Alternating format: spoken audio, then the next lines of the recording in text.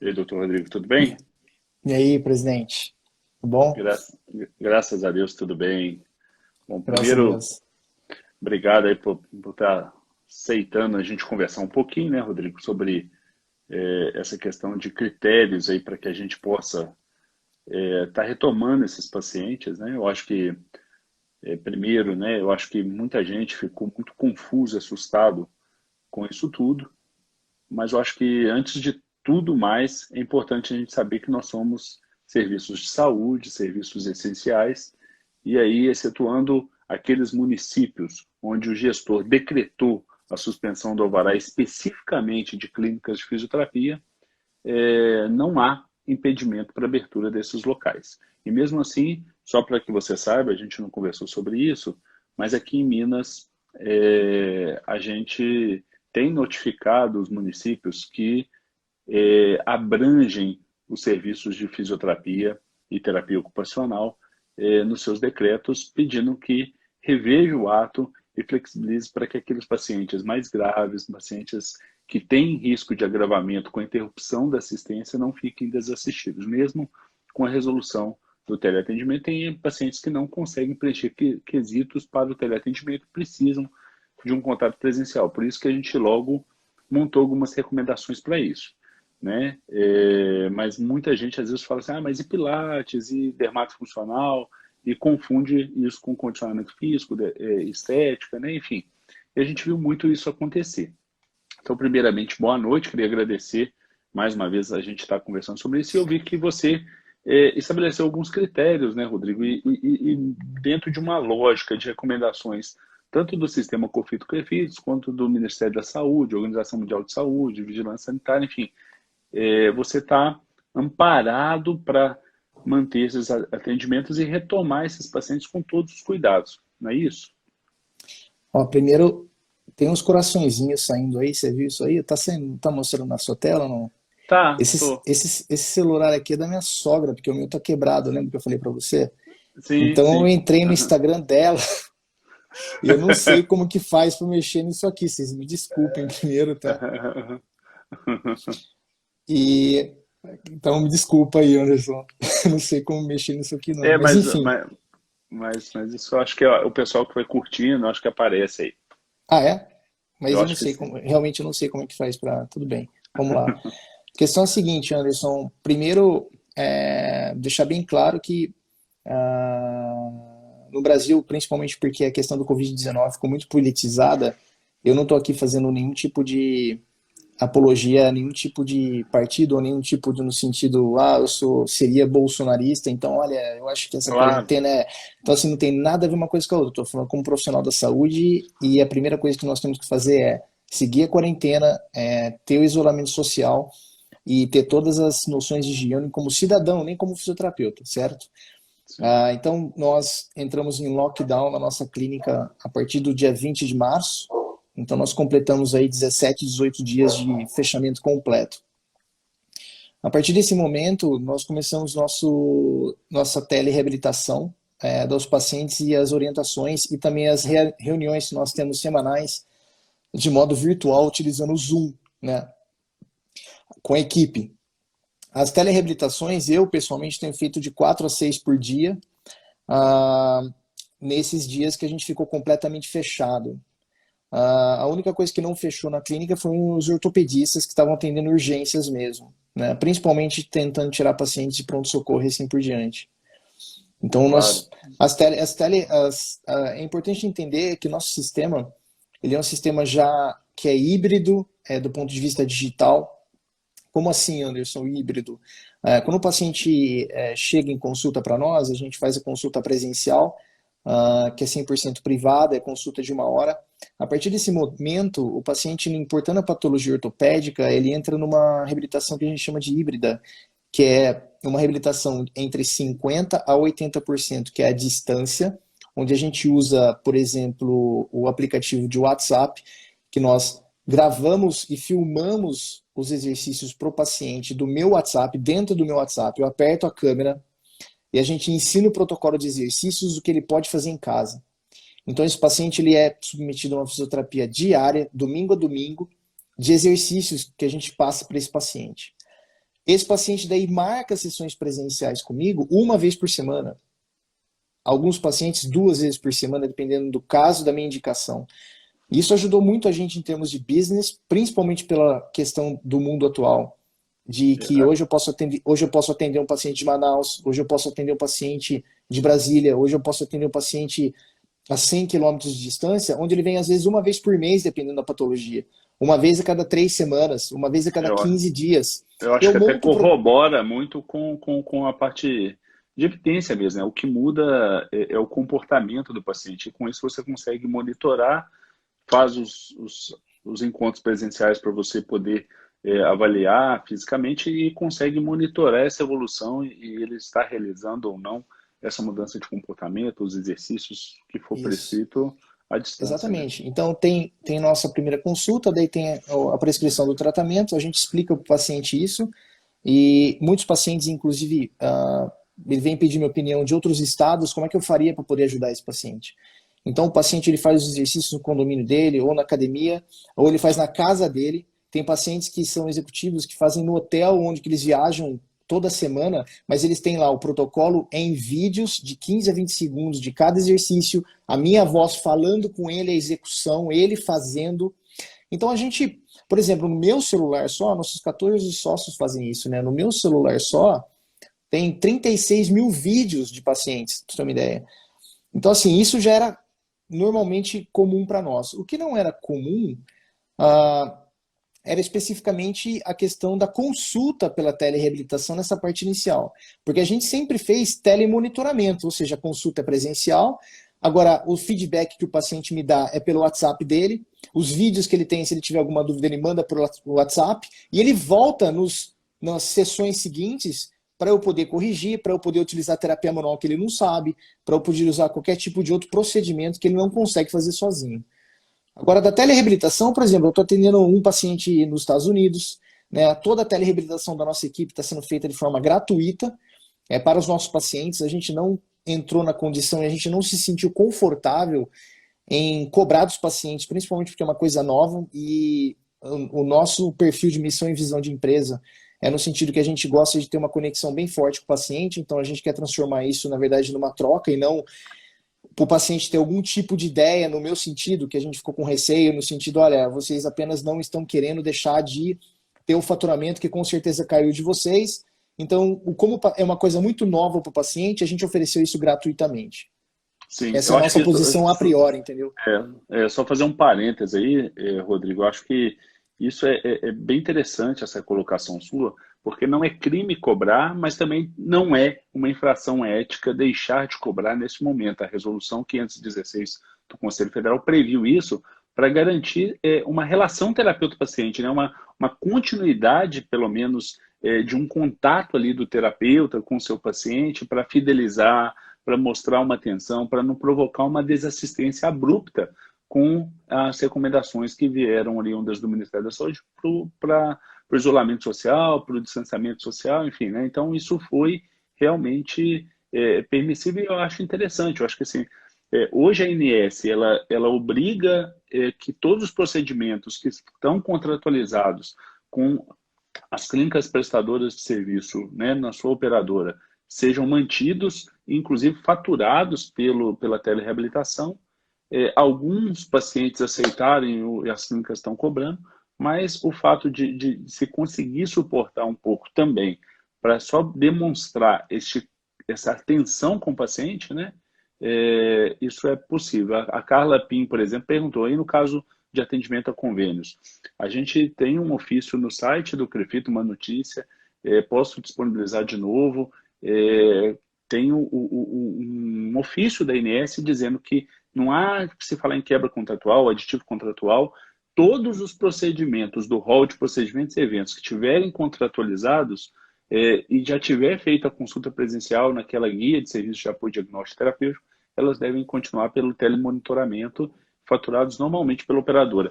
A única questão, quando o Rodrigo fala assim, olha, eu uso o WhatsApp, enfim, a gente para este faturamento, eu acho que aí é uma questão, parece até que óbvia, né? É interessante usar alguma plataforma que fique registrado, que tenha documentação. Então, além do lançamento no prontuário de todas as orientações que você deu, tudo que você fez, é importante que garanta um sigilo desses dados, dessa comunicação. O próprio Zoom, que ele falou que usa com a equipe, ou outras plataformas, GoToMeeting, Google Meet, Microsoft Teams, assim, tem várias plataformas específicas de atendimento.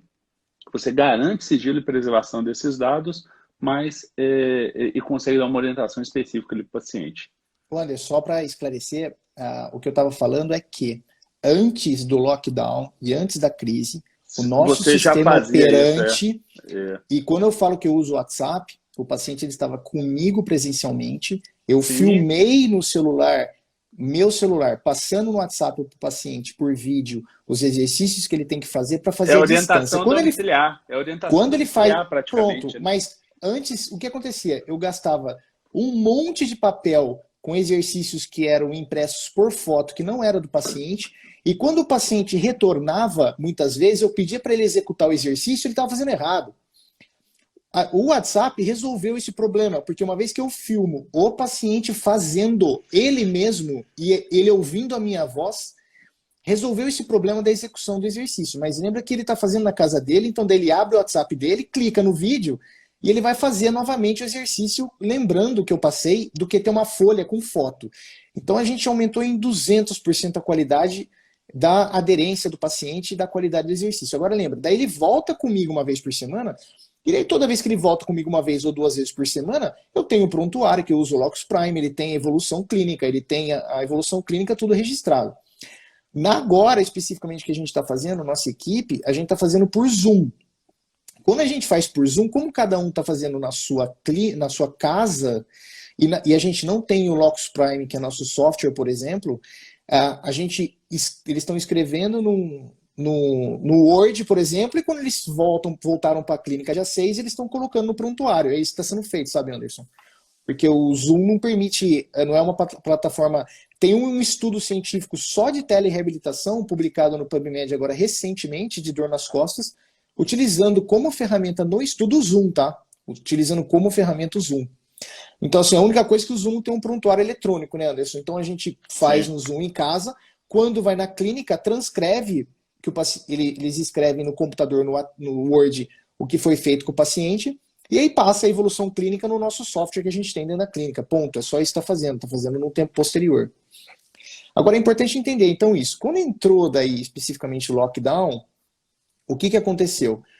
Paciente, por exemplo, com 3 meses de manguito rotador, que está evoluindo super bem, a gente põe a câmera, a gente tem os elásticos e a gente ensina o paciente, não tem problema nenhum. Pra vocês terem uma ideia, um pós-op de manguito rotador tem pacientes que o tempo total de reabilitação presencial que vem conosco são 6 sessões. Todas as sessões foram feitas à distância com os vídeos do WhatsApp. Então agora a gente estava dando feedback, o telemonitoramento que a gente fez mais, que é a evolução desses pacientes que já estão na reabilitação, não foi consulta inicial. Ponto. Aí começou a surgir um problema. E o problema começou a surgir de mensagens de pacientes falando o seguinte: olha, eu estou travado, eu não quero ir no PS, o que eu faço? Liguei para o médico pediu para mim tomar Tilenol a cada 6 horas, estou tomando também Profenid e não estou melhorando e eu estou apavorado. Então, assim, aí começou a surgir paciente assim, olha, como o paciente foi operado, por exemplo, uma semana antes, aí o paciente falou, olha, completou 3 semanas de pós-op do meu manguito, tomou morrendo de dor, esses exercícios que a gente está tentando fazer por telereabilitação, está doendo muito o meu ombro. Então, assim, eu não estava conseguindo usar a ferramenta e esse paciente estava para ganhar amplitude de movimento ou para ter algum movimento e para não gerar uma capsulite adesiva, ele não estava conseguindo fazer a distância e começou a chover mensagens de paciente pós-op de artroplastia total do quadril ou do joelho, minha perna está inchando. É normal ela ficar inchando? Os exercícios que eu estou fazendo, então assim, a gente começou a notar realmente questões essenciais que a gente não poderia lesionar nossos pacientes ou deixar com um quadro que poderia piorar pós-cirúrgico ou com dores agudas e ele ter que visitar um PS, porque até consultórios médicos estavam meio que fechados ou as prescrições medicamentosas não estavam dando conta, a gente teve que intervir, Anderson. E como que a gente interviu isso? A gente fez uma reunião de equipe, então não foi eu como líder que baixei uma ordem e assim por diante, tanto é porque eu não tenho ordem, porque eu não sou chefe, eu sou líder, e a gente começou, a nossa equipe, fazer as reuniões. E na equipe a gente deixou cada fisioterapeuta que tem a sua família, às vezes mora com avô, às vezes mora com mãe, tem filho pequeno, a gente deixou super à vontade. A gente fez uma aula especificamente nossa de telereabilitação antes, a gente fez uma aula especificamente de como seria o protocolo. Então daí a gente fez um protocolo de triagem primeiro de quem seriam os pacientes presenciais. Para você ter uma ideia, os pacientes presenciais, como a gente falou, então a gente tem 3 níveis de atuação que a gente está tendo agora. Tem pacientes que a gente vai na casa dele, que é a reabilitação domiciliar, então ele não precisa ir na clínica, ele sente mais à vontade a gente indo na casa. Então a gente fez isso nesses 20 dias.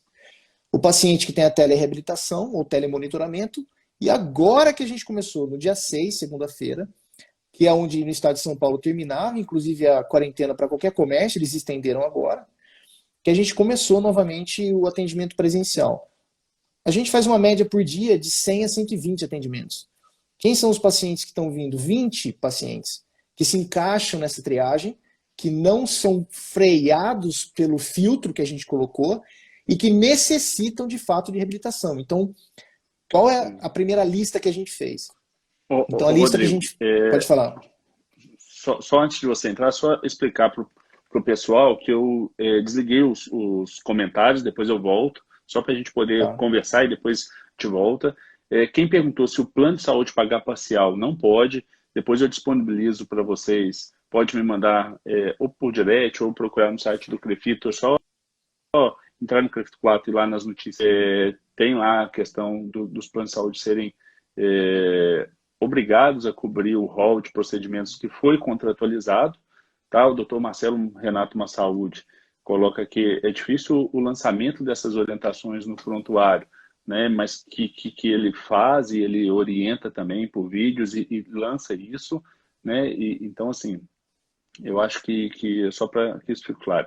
E aí agora a gente entra nesses critérios de qual paciente que você está voltando para a clínica, né? Que está deixando esse paciente que não consegue, porque não são todos que encaixam no critério, seja ele... O Pilates, para nós, é um recurso cinesioterapêutico e mecanoterapêutico. Ele é um recurso da fisioterapia.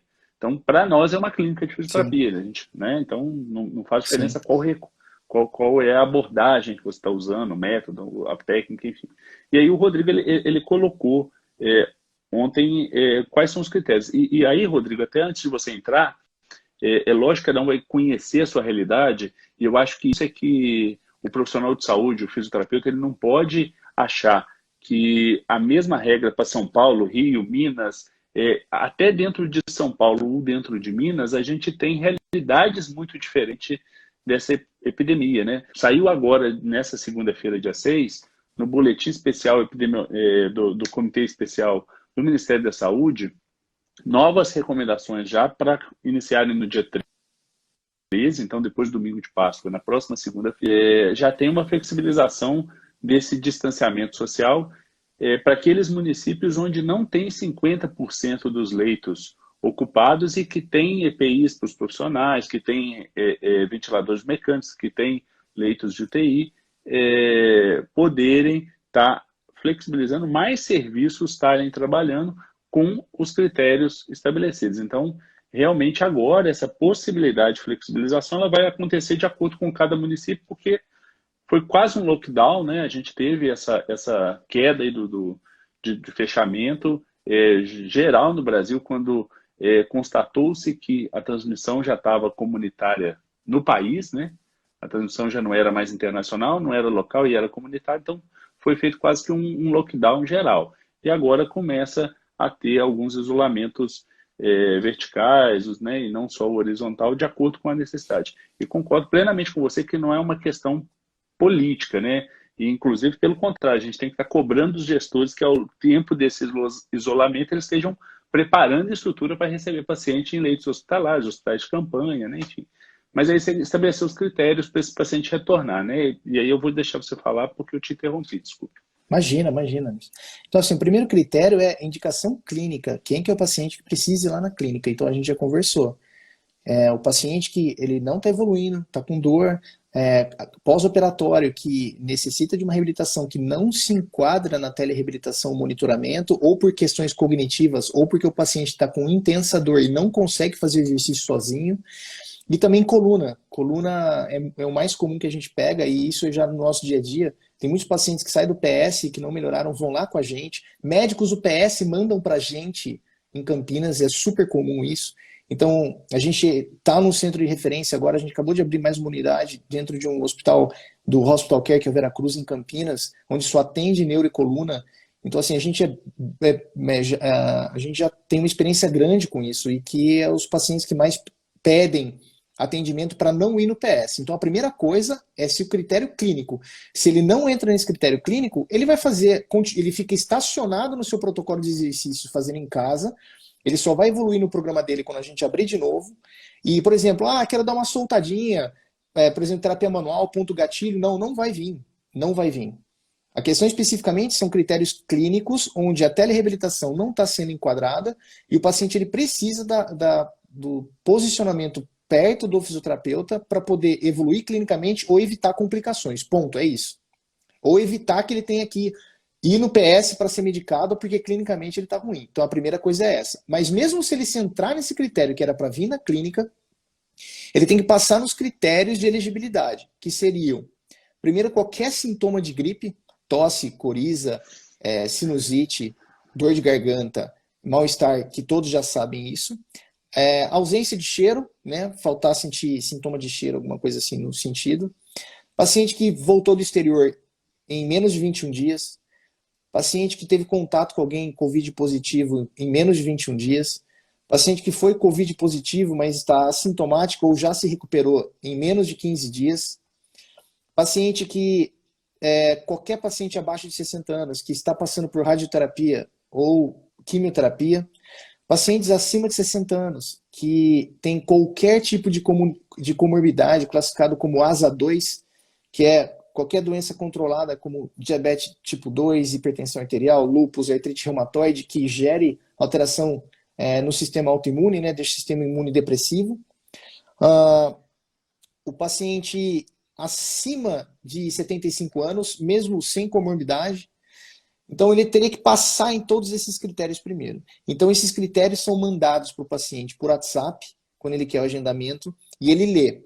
Se ele for lá com a gente e ele entrar e realmente ele não está nenhum desses critérios, tem a terceira fase de triagem, que aí é a câmera termográfica nossa, que é, na verdade, média temperatura corporal, Sim. e ele tem que estar abaixo de 37 graus. Se tiver com 37 na testa ali.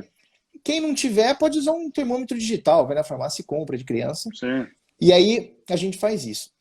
Antes desse critério de triagem, a gente teve que preparar nossa equipe. Então a gente conseguiu comprar material de EPI, que a gente está utilizando desde as nossas faxineiras, as nossas 2 recepcionistas, a gente tem 3 recepcionistas, a gente tem 2 que estão indo, eles estão usando luva e máscara. A gente deixa o material de EPI para o paciente que chega. O paciente põe luva e máscara. E os fisioterapeutas estão usando luva e máscara. Então a gente preferiu fazer um vídeo de instruções para ajudar nossos colegas fisioterapeutas que tivessem essas dúvidas, que não é abrir comércio, não é para diminuir principalmente questões voltadas para o negócio, que vai ser a nossa segunda onda, vai ser a crise financeira e não a da saúde. A gente orienta o paciente a ficar em casa, a gente tem que fazer a quarentena, a gente só está atendendo realmente uma parcela desses pacientes, da média de nossos atendimentos, que é de 100 a 120 pacientes. Os pacientes que se encaixarem passaram nessas 3 triagens, indicação da patologia e da condição que merece ser presencial. Segundo, a triagem para poder ser elegível para entrar presencialmente. Terceiro, temperatura corporal. E aí a outra é a vontade do paciente, que também vários pacientes não querem ir realmente de fato por medo, que é o que a gente respeita totalmente. E com isso, a gente está atendendo realmente 20% apenas da nossa população nessa parcela de presencial, né, Anderson? Então não sim. Nosso Pilates está fechado, nossa academia está fechada. Quem está atendendo? Os ortopedistas, em regimes com consultas espaçadas, sala de espera totalmente adaptada. Nossa sala de espera está adaptada.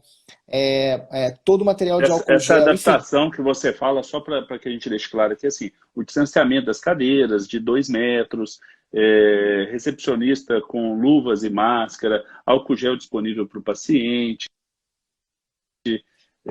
Utilizando o né? papel nas Isso, né? macas, o papel nas macas, trocando papel, trocando. A gente nem, além do álcool, a gente tem uns papéis na maca, né? O paciente sai da maca, troca o papel, passa álcool e as salas são isoladas. Não tem paciente, por exemplo, 3 macas numa sala.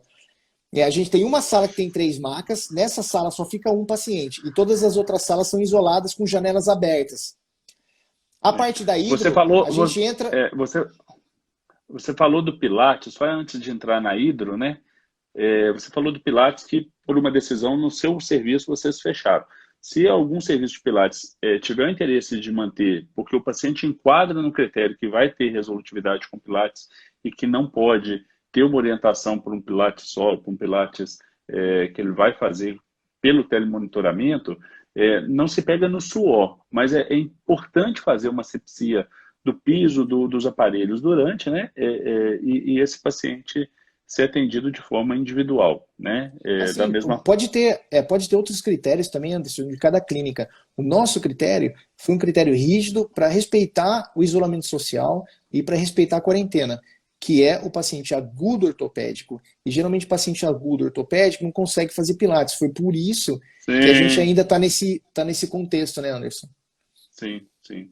A mesma coisa, eu acho que é a piscina, né? Assim, antes até de chegar na piscina, ainda nas técnicas manuais, nas técnicas de movimento, mesmo que esse paciente enquadre no critério, algumas técnicas, neste momento, como a própria manipulação nas disfunções temporomandibulares, intraorais, ou manobras cervicais, onde você fica com o rosto, mesmo que fisioterapeuta e paciente estejam com máscara, aqueles que ficam muito próximos, não é indicado fazer nesse momento, né, Rodrigo?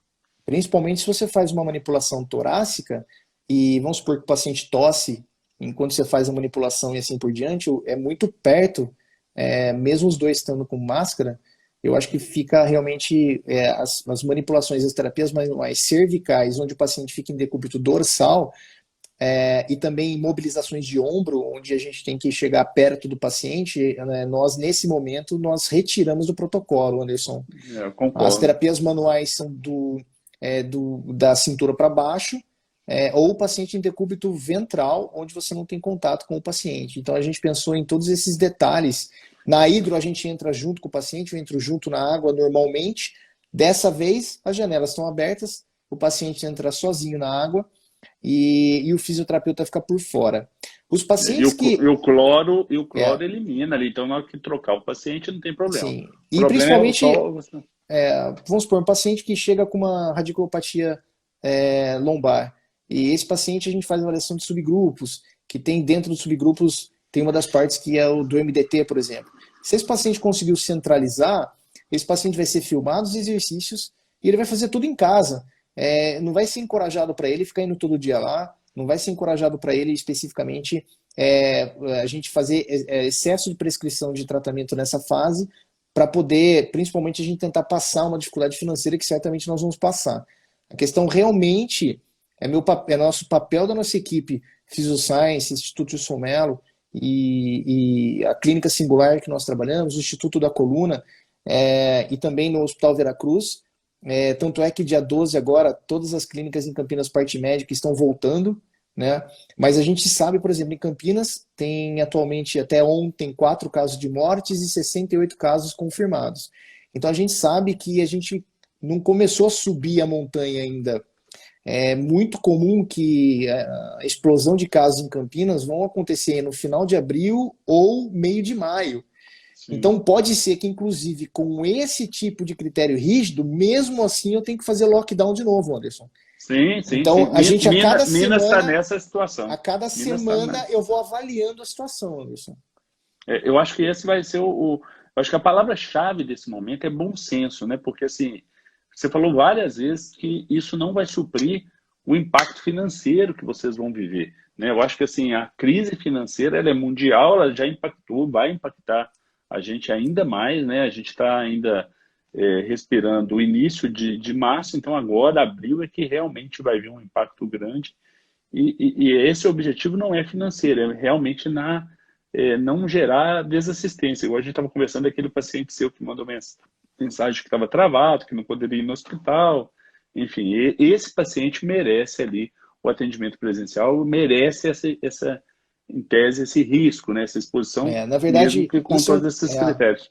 é um recado que eu dou a todos os nossos colegas aqui, porque tem colegas meus que estão sendo muito mais impactados, por exemplo, terapeutas manuais, osteopatas, fisioterapeutas quiropatas, que necessitam só de terapia manual e é dentro de uma sala e não conseguem fazer telereabilitação por isso. Então, assim, a gente não sabe até quando vai durar o lockdown. E tem três coisas que a gente sabe do ponto de vista de business que vão acontecer. A primeira é que quando você coloca um critério de seleção rigoroso, mais de 60% dos pacientes já não se encaixam nele. A segunda coisa é que mesmo o paciente fora da zona de risco, ele não quer ir, porque ele está com medo. E a terceira coisa é que muitos pacientes que eram seus pacientes, porque como eu trabalho do ponto de vista privado, esse paciente, possivelmente o negócio dele vai estar quebrado, ou ele vai estar passando por uma dificuldade financeira importante, e ele já não entra mais no critério, ele vai procurar outro serviço, talvez, ele vai no sistema de saúde suplementar dele, porque ele não vai ter dinheiro para poder, na parte privada, poder utilizar. Então nós sabemos que essa curva não vai ser uma recuperação em business em V, onde você tem o lockdown dos negócios e aí você vai ter uma recuperação super alta. Infelizmente não vai ser recuperação em V. A gente não sabe como vai ser a curva da recuperação do ponto de vista dos serviços de atendimento, principalmente privados. A gente acredita que do ponto de vista de business vai aumentar muito o atendimento em convênios, e os colegas empreendedores que trabalham com fisioterapia privada, a gente não sabe como vai ser a curva de recuperação, né? Verdade, verdade, verdade. Muitas pessoas perguntaram sobre a questão de hidro, né? Eu acho que aí, sim, não sei se a gente deixou claro aqui, você falou que não está entrando na piscina. Então, aquelas técnicas, né, Ou fisioterapeuta, né? Ou fisioterapeuta, você coloca o Isso. paciente e fica de fora com todos os EPIs, né? Enfim. Então, isso é um E dado muitos importante. pacientes meus, como a gente atende uma classe A e B forte, a maioria das nossas hidros também, o paciente tem piscina no condomínio dele, tem piscina no prédio dele, o paciente tem piscina também na casa dele, por exemplo. A maioria deles a gente ensina à distância, mas se ele entrar nos padrões do critério nosso, por exemplo, um paciente que se encaixa no subgrupo nosso, por exemplo, de tração, a gente não faz mais tração, né, Anderson? A gente entende esse contexto como retirada de carga axial. Então eu ponho o paciente na água, porque daí eu tiro 80% da carga axial dele, para diminuir a dor na perna. Então se ele entrar nesse critério, daí ele vai entrar na água. Por exemplo, a gente abriu segunda-feira. Até agora, não tivemos nenhum paciente na hidro que encaixava nesse critério. Então, por isso que a gente colocou o critério. Se vai ter paciente ou não, não sei, Anderson, na hidro. O que a gente está tendo agora são pacientes pós-operatórios que operaram uma semana antes do lockdown e deu o prazo de começar a reabilitação e não está se encaixando no quadro de reabilitação. É importante entender, eu estudo reabilitação, telereabilitação, pessoal, há muito tempo. E é importante entender que o mercado de telereabilitação, realmente, em alguns países que o sistema de seguro de saúde, por exemplo, nos Estados Unidos, a reabilitação à distância domiciliar tem uma cultura de mais de 20 anos. Mais de 20 anos. E as telereabilitações que estão utilizando ou inteligência artificial, que daí o paciente fica falando com um robozinho, e ele tem o telemonitoramento à distância, e às vezes só tem a consulta presencial, ele é um modelo que a gente sabe que tem uma questão importante, que é diferente, por exemplo, do EAD à distância, que nós sabemos que a educação ela vai aumentar bastante, mas a telereabilitação ela vai ser apenas um nicho de negócio que você pode explorar. Eu acredito muito mais como telemonitoramento, que eu faço muito com meus pacientes e Sim, que ajuda bastante. sim. Mas lembra do seguinte, nos Estados Unidos, por exemplo, que já está acontecendo há bastante tempo, tem 5 empresas fortíssimas de telereabilitação já, as seguradoras adoram isso, porque elas cada vez mais estão cortando o valor de repasse para fisioterapeuta.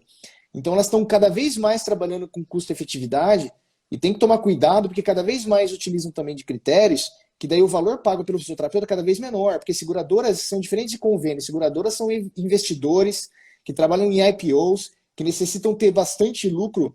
E tem muita reclamação nos Estados Unidos que, além das sessões de seguro de saúde que estão pagas são menores, quando entra a telereabilitação vão ser menores ainda.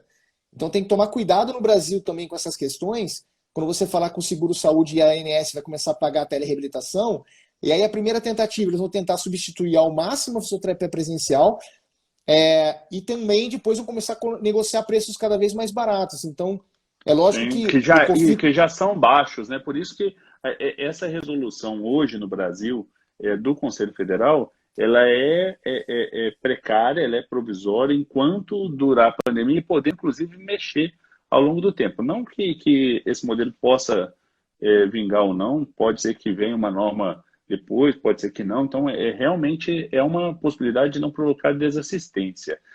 Alguém perguntou assim, ó, que trabalha com quiropraxia, deixa eu até ver se eu lembro o nome da pessoa, né? A Berta Almeida, e que em Campinas, e que falaram que só com pedido médico para atender nesse momento. De jeito nenhum, né? Na verdade, o critério sempre, a autonomia é do profissional, você que tem que ter muita clareza se enquadra num critério realmente agudo de que precisa da questão presencial.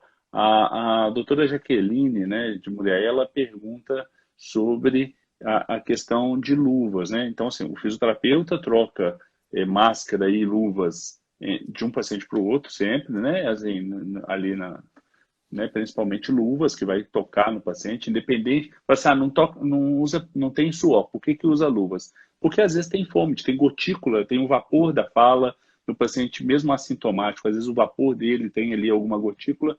Então, se você tocar, não é isso a lógica, Rodrigo?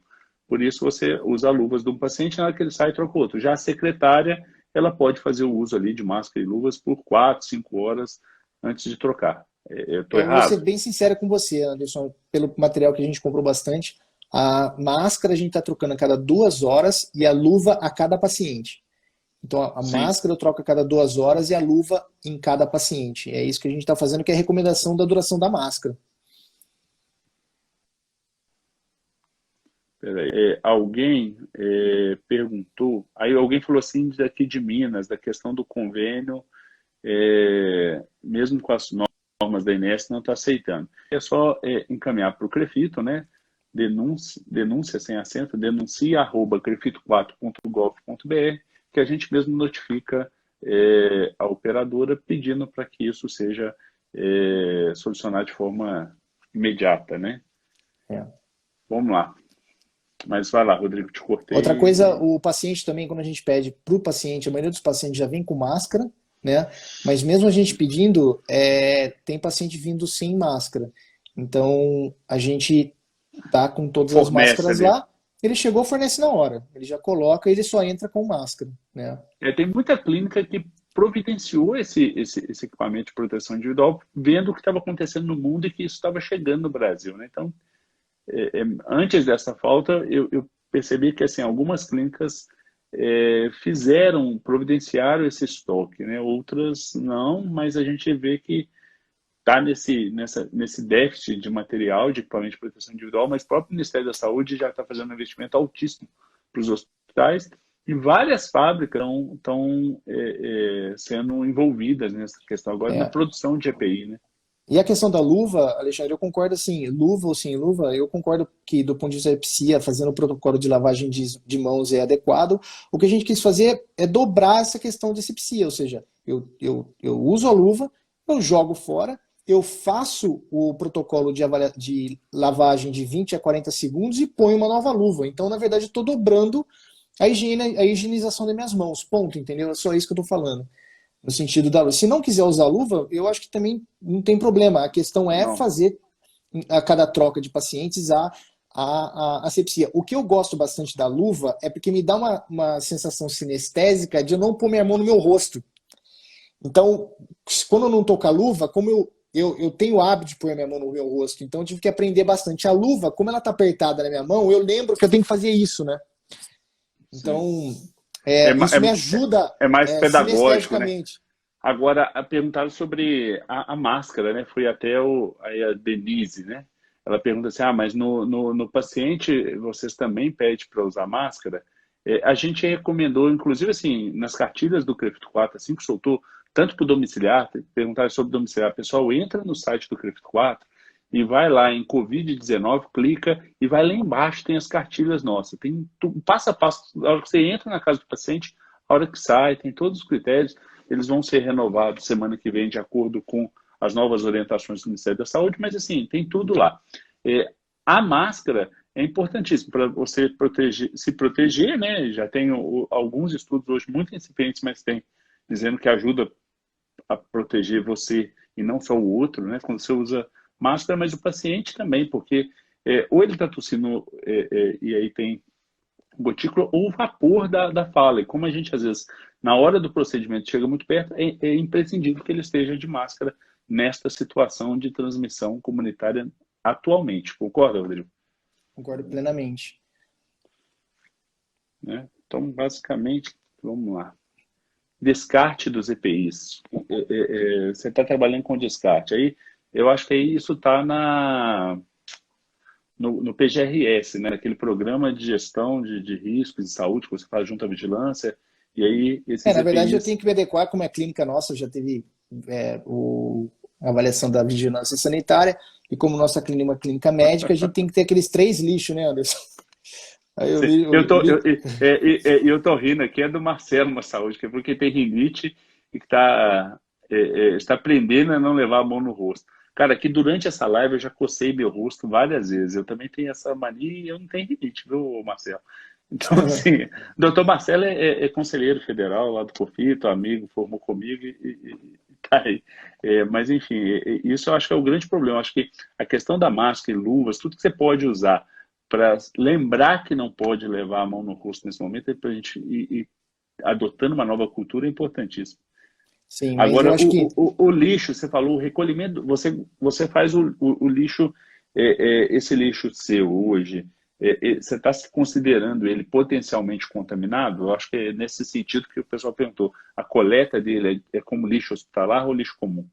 lixo hospitalar, Tá? que é o lixo branco, né? Sim. A gente tem o amarelo, que é para descarte das agulhas de acupuntura, a gente tem o preto, que é o comum, e tem o branco, que é o de hospitalar, né? Que é igual da nossa sala médica, que quando o médico faz infiltração, assim, por exemplo, a gente está jogando tudo lá. Nesse específico que vem daí uma empresa que faz o descarte específico, né? Sim. A Malu Graciano pergunta como que faz quando o paciente é respiratório, né? Eu vou deixar o Rodrigo falar, mas assim, mesmo com máscara ou sem máscara, né? Se você conseguir fazer procedimentos que você fique, ao invés de ficar à frente do paciente, ficar ao lado, né, Rodrigo, com uma certa distância, parece ser mais indicado nesse momento, né? Sim, o respiratório, no caso, não é minha especialidade, né? Então não saberia assim o critério de inclusão, de exclusão do paciente que necessitaria nesse momento de distanciamento social, isolamento, quarentena, qual o paciente que teria indicação clínica de uma intervenção agora, né, nesse momento. Inclusive, que ela fala tem porque os ele não pacientes pode que... usar a máscara, né? Entendi. O que a gente faz, que nem a gente falou quando a gente está... se for utilizar fortalecimento, assim, alguma coisa, 1,5 m, 2 metros, e do lado, não ficando na frente, o paciente vai aumentar a ventilação dele pulmonar, e aí automaticamente você está no alvo, né? Sim. Nossa, até onde você pegou, Anderson? Até onde você pegou? Pensando da gente. Até onde você pegou? Olha, eu confesso que a última fala sua eu já não escutei mais nada. O que eu falei é que é só salientar novamente essa questão do... Nossa clínica, ela é cheia, tem 100 a 120 atendimentos por dia.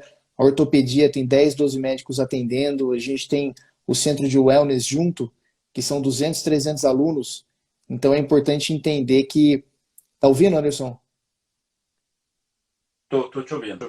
Então é importante entender que esvaziada, né? nosso fluxo está totalmente deserto e que a gente está atendendo 20% dos pacientes apenas que se encaixam nesses 3 critérios. Quem quiser entender o critério qual que vai na minha página do Instagram, que tem o vídeo lá de 8 minutos do passo a passo do protocolo que a gente fez.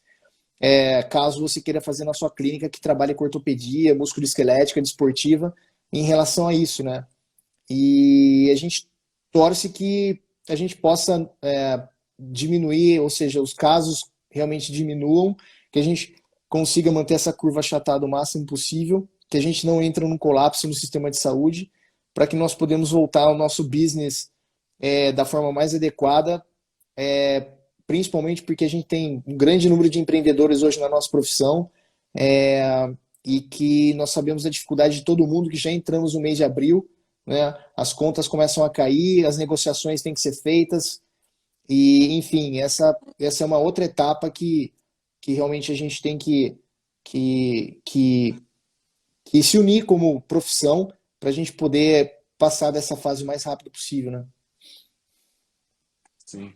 Alguém falou ali se o critério é paciente com dor aguda, né? Eu acho que não é só isso, né, Rodrigo, mas também O critério uma é o clínica aí paciente com dor aguda, que até conheça. dor aguda, é,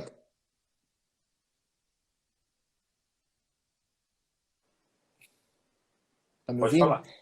O paciente com dor aguda é um dos critérios, o outro critério é pós-operatório imediato, Estou. que o paciente não está se encaixando, por exemplo, na telereabilitação.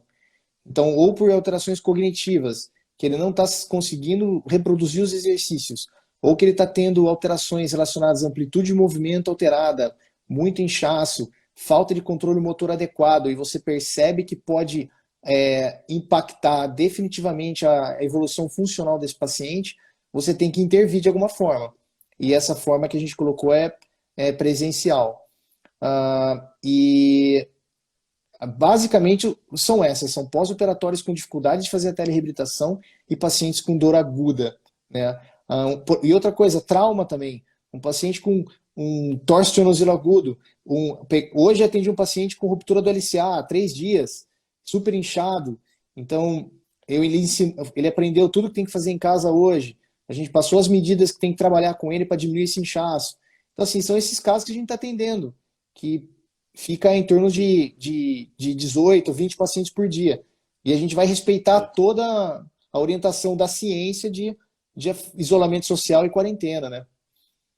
Mas a minha profissão não é. Eu Sim. não sou Algumas restaurante. pessoas. Né? Eu não sou restaurante. Sim, sim, sim. Algumas pessoas perguntaram sobre o telemonitoramento, né?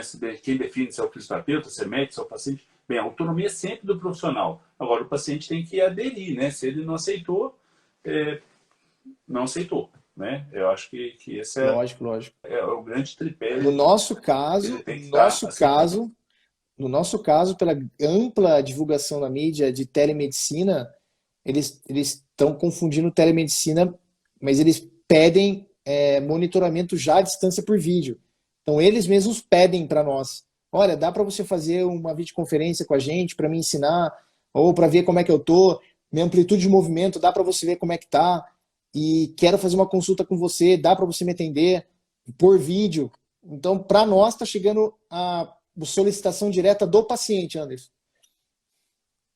Sim. A Cíntia, que está em Santa Luzia, que falou que a prefeitura fechou clínica de não sei se você estava desde o início da live, manda para denúncia@crefito4.gov.br, que nós estamos oficiando essas prefeituras, notificando, para que o gestor reveja o ato, para entender que nossos serviços são essenciais, né, de acordo com esses critérios mais rígidos e de biossegurança para preservar profissional, paciente e os familiares, tanto do profissional quanto do paciente. Então, a gente tem que caminhar com isso. O Pilates, eu acho que o profissional tem que entender se ele está com um paciente realmente que vai se beneficiar e que o benefício é maior do que o risco, né? E aí a Mara e o Álvaro, né, colocaram aí que no sul de Minas a realidade é um pouco diferente. Então, assim, se quiser escrever um ponto que queira que né, seja discutido dessa diferença, né? E aí eu, igual eu falei assim, perguntar se o protocolo para atendimento domiciliar está no site do CREFIT. Sim, a gente mandou por e-mail de todo mundo e crie um hábito, gente, de estar acompanhando os canais do CREFIT que estão sendo atualizados. No site do CREFIT, no COFIT também tem, mas do CREFIT 4 tem lá. É só clicar em Covid-19, no COFIT é a mesma coisa, mas o CREFIT 4 fez umas cartinhas. Então, na hora que você clica em Covid-19, tem uma lista dia a dia de atualizações. Você vai lá embaixo dessa lista, rola lá para baixo a página, tem lá as cartilhas para atendimento ambulatorial, que são clínicas, domiciliar e Lembrando que nas nossas reuniões de equipe, antes de a gente decidir abrir, o marco principal nosso não foi nem edital de prefeitura e do estado. Foi assim, o meu Conselho Federal me permite isso, então eu fui lá na cartilha do COFITO, eu vi que tinha específicas e não as orientações necessárias, e a partir de então a gente foi fazer o protocolo, né, Anderson?